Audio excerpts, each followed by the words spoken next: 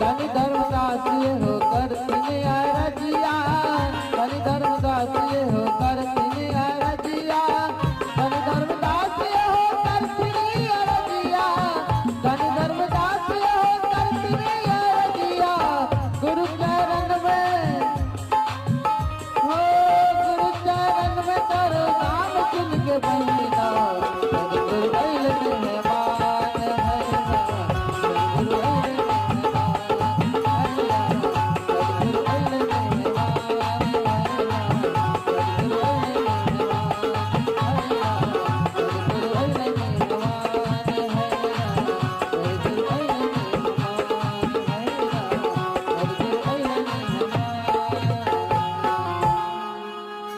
बोले बंदी छोड़ कबीर साहेब को साहेब बंदगी